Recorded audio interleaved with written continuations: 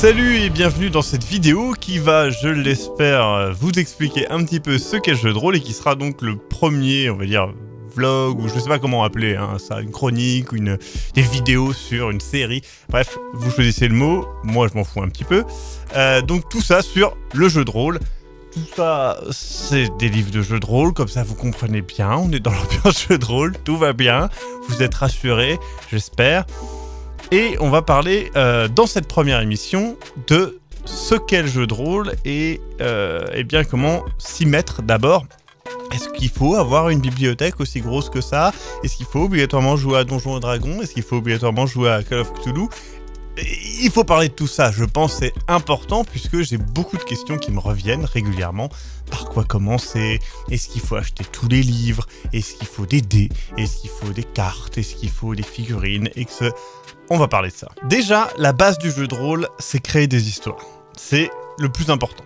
Si vous avez une autre personne, vous pouvez jouer au jeu de rôle. Vous n'avez pas besoin de règles, vous n'avez pas besoin de dés, vous avez juste besoin d'une autre personne. Vous avez besoin de créer une histoire ensemble.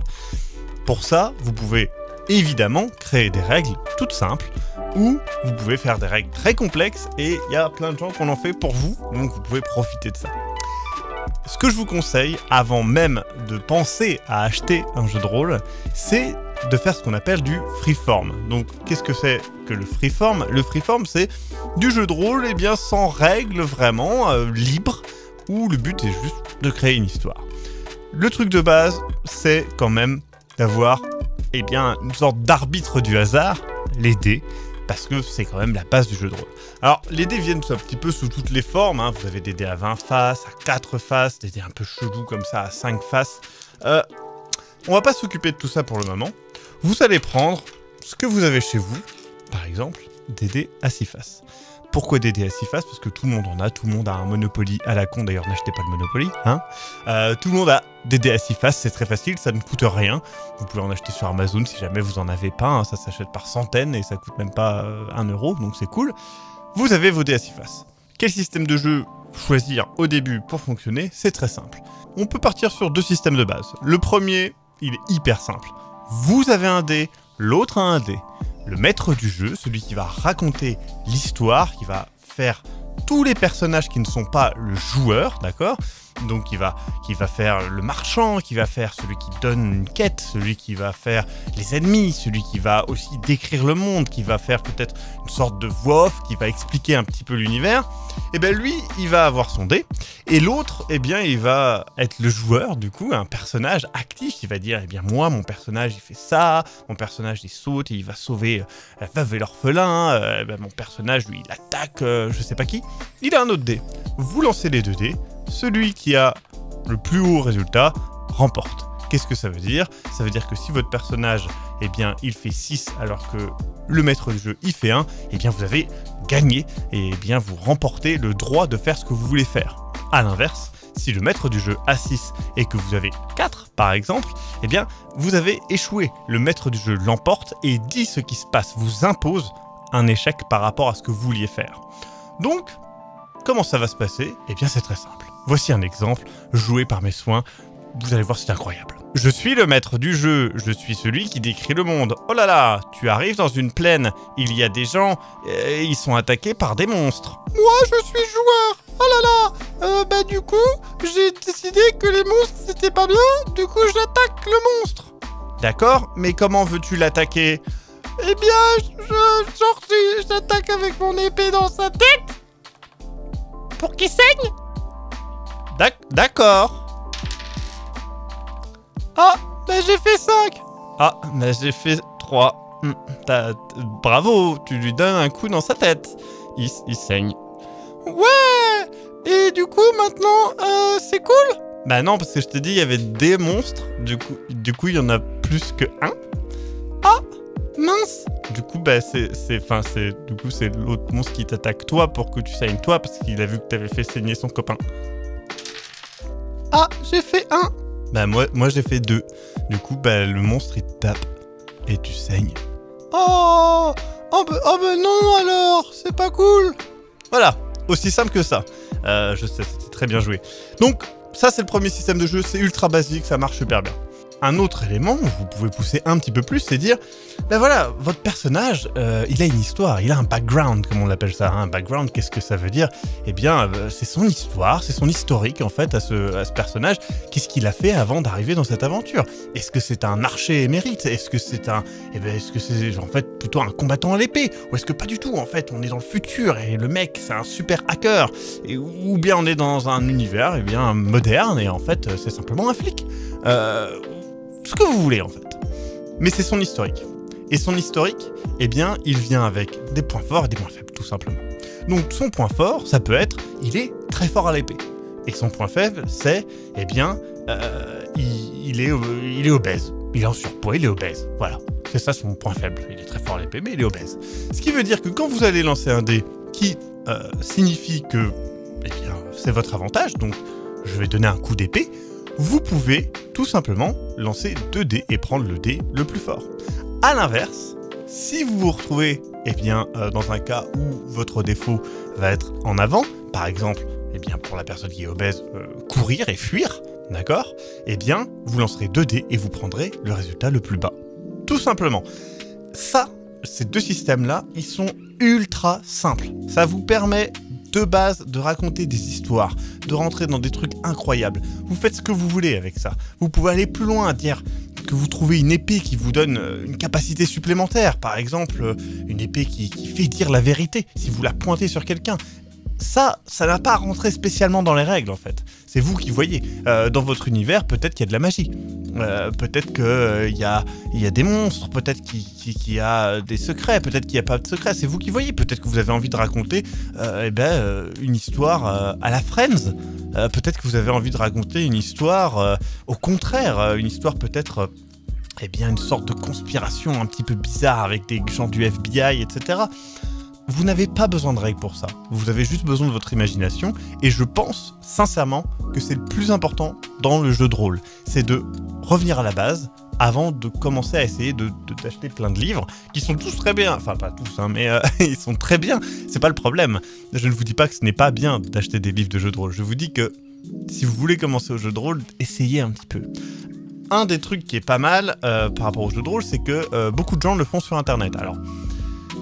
je reviendrai plus tard sur les manières de faire du jeu de rôle sur Internet, je pense que ça peut être intéressant. Tout de suite, on va vous dire, va sur Roll20 ou Roll20, tout simplement.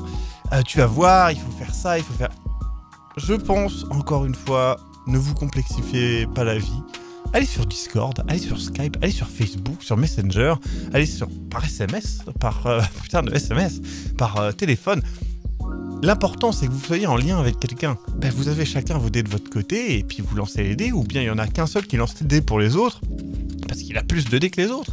Et voilà, vous pouvez varier les plaisirs. Il y en a un qui a un super dé 20, et voilà, vous lancez un dé 20, et le dé 20, vous dites, la difficulté, elle est de 10. Donc si je fais plus de 10, j'ai réussi.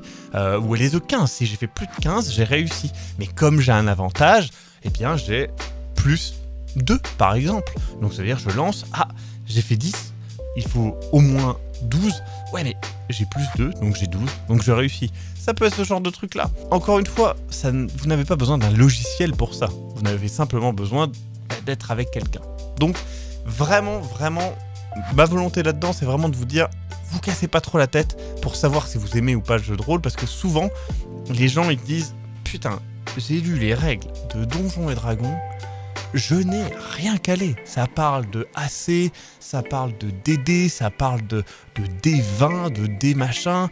Je comprends rien, je comprends pas les races, c'est qui, les classes, machin, comment on fait pour les pouvoirs, qu'est-ce que c'est, tour de magie par rapport à un sort. On s'en fout en fait. Genre, vous avez pas besoin de ça. Ça, c'est avancé. Vous avez juste besoin de raconter une histoire avec vos potes, et c'est cool. Mais vous avez juste besoin pour ça d'un pote, c'est tout. Peut-être 2, peut-être 3, peut-être 4. Voilà. Maintenant, si vous voulez vous lancer dans le jeu de rôle, n'oubliez pas qu'il n'y a pas que les gros jeux de rôle. Qu'est-ce que j'entends par les gros jeux de rôle? J'entends ça. Donjons et Dragons, c'est 3 bouquins pour commencer à jouer. Alors, vous pouvez vous contenter du Player's Handbook, on est d'accord. Mais de base, les gens vous diront d'acheter les 3 bouquins. Pourquoi? Parce que le Player's Handbook, c'est le manuel des joueurs pour créer des personnages. Le Dungeon Master Guide, bah, c'est pour le gars qui va créer la partie, hein, le maître du donjon, comme on l'appelle dans Donjons et Dragons. Et puis bah, le Monster Handbook, bah, c'est ce qui va vous permettre de dire, bah ouais, mais le monstre que vous rencontrez, c'est un loup-garou. C'est pas super original du coup, j'avoue. C'est un golem, c'est voilà, un super dragon d'or vénérable. Et donc, bah, il a 30 de force et une classe d'armure de 22 et 546 points de vie. Voilà. Ça, c'est très cher. D'accord? Pourquoi? Parce que c'est 50 € le bouquin, donc ça revient à 150 €. Hein, c'est cher, clairement, même en occasion, ça reviendra cher. Mais vous n'avez pas besoin d'un livre aussi fat. À une époque, je vous avais recommandé, eh bien, la V7 de l'appel de Cthulhu, parce que c'est un bouquin à acheter. Mais ça fait quand même 45 €. Est-ce que c'est le meilleur moyen de commencer? Je ne suis pas sûr.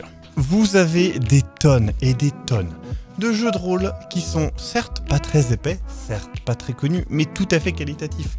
Je reprends celui-là, Cthulhuac, c'est 15 € le livre de base et vous avez 2 scénarios avec. Vous prenez The Black Hack Second Edition, ça c'est vraiment pas cher aussi, bon c'est en anglais.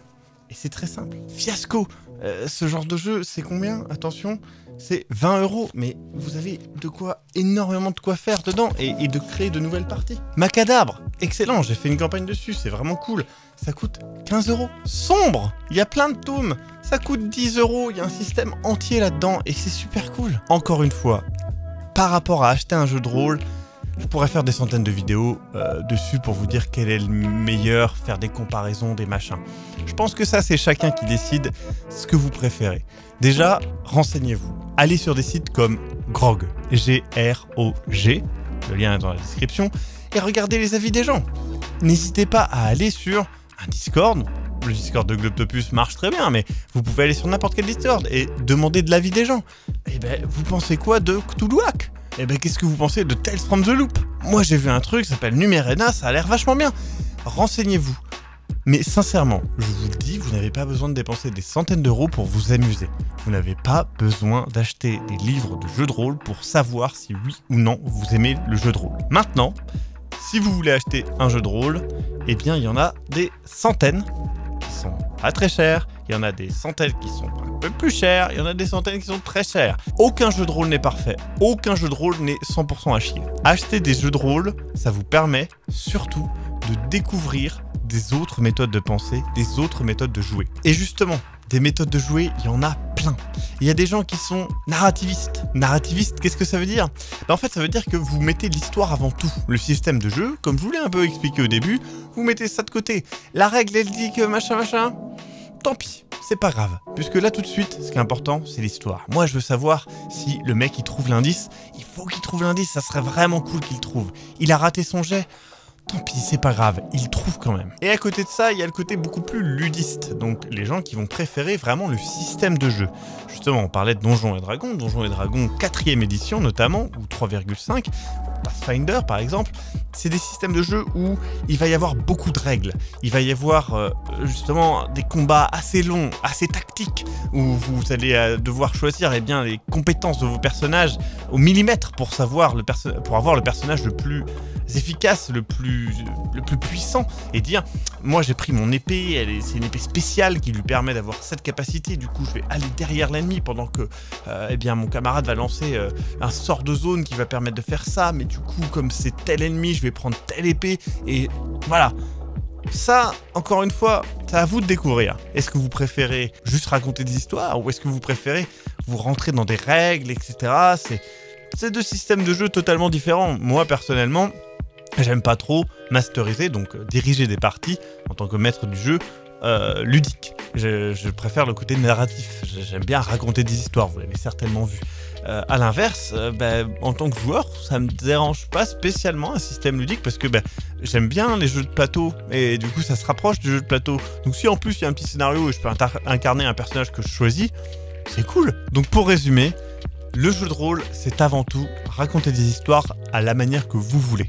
Vous n'avez pas besoin de livres, vous n'avez pas besoin de dés, vous pouvez jouer avec un jeu de cartes, un générateur de dés sur votre téléphone. Tout est possible par rapport à ça. Ne vous limitez pas à ce que vous projetez dans le jeu de rôle. Le jeu de rôle, ce n'est pas une centaine de dés qu'on lance sur une table avec des bouquins de règles pas possibles, etc. Pas du tout. À l'inverse, si vous voulez acheter un jeu de rôle, ne vous fiez pas à la mode, ne vous fiez pas à... C'est exactement comme quand vous allez voir un film. Quand vous allez voir un film, bah, vous allez peut-être voir le film qui a le mieux marché de l'année au box-office, il va pas pour autant vous plaire, il sera peut-être pas parfait pour vous. À l'inverse, vous allez peut-être voir un film que personne n'a vu et vous ferez mais putain, mais c'était génial. Et ben c'est pareil pour les jeux de rôle. Il y a tout type de jeux de rôle. Moi, j'essaierai de vous en présenter beaucoup. Ce que j'aimerais bien, c'est même faire vous présenter un jeu de rôle et vous présenter ses déclinaisons, on va dire, en fonction du système. Par exemple, là, vous voyez, il y a Cthulhu, mais il y a Cthulhu V5, j'ai la V6, j'ai la V7, et puis après, il y a Delta Green, et puis après, il y a Delta Green RPG, puis il y a Trails of Cthulhu, puis il y a Cthulhu Hack que je vous ai montré, puis il y a Cthulhu Dark. Il y a plein d'univers par rapport à Cthulhu. Vous pouvez faire ce que vous voulez. Vous aurez toujours quelque chose de adapté à vos envies. Vous voulez un jeu de combat de Kung Fu, il y a Feng Shui. Mais il y a d'autres jeux qui ressemblent à Feng Shui. Vous voulez un jeu médiéval fantastique, il y en a plein. Il y a les lames du cardinal, il y a évidemment Donjons et Dragons, mais vous pouvez aussi aller sur Cadwallon, vous pouvez aussi aller sur Mitra ou RunQuest ou Warhammer, ou... il y en a plein, il y en a plein, il y en a plein. Donc encore une fois, ne vous concentrez pas trop sur des attentes. Ah, moi je veux jouer à Donjons et Dragons parce que peut-être ça vous conviendra pas du tout. Et regardez ce qui se produit dans les pas chers en fait, tout simplement. Et je peux vous assurer quelque chose, c'est que la plupart des systèmes sont intéressants. Même le système qui est pas du tout populaire, vous arriverez à trouver quelque chose d'intéressant dans la manière de jouer, dans le système de jeu, etc. Ça n'est jamais une mauvaise idée de lire un jeu de rôle. Voilà, il y avait beaucoup de choses à dire sur le jeu de rôle. Je pense que j'ai résumé un petit peu comment démarrer dans le jeu de rôle et qu'est-ce qu'est le jeu de rôle, et c'est beaucoup de choses à la fois. Donc, n'hésitez pas à, dans les commentaires, me poser vos questions et me proposer des thèmes qui vous intéresseraient plus que d'autres. C'est pareil, j'essaierai de faire des vidéos qui soient un petit peu explicatives sur un système de jeu, comment se mettre par exemple à Donjons et Dragons, comment se mettre à l'appel de Cthulhu, qu'est-ce qu'il faut acheter, qu'est-ce qu'il faut pas acheter. Je pourrais aussi revenir sur comment construire un scénario, comment improviser un scénario, comment interpréter des personnages, comment gérer des joueurs, tout ça. Demandez-moi, je regarderai les commentaires et si je peux répondre directement, je le ferai, il n'y a pas de souci. Et moi, j'essaierai de réfléchir à comment vous présenter ça de manière peut-être un petit peu plus développée si vous le souhaitez.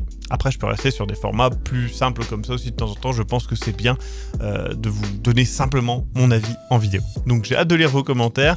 Je vous dis à très bientôt. Bisous, bisous, bisous partout et à la prochaine.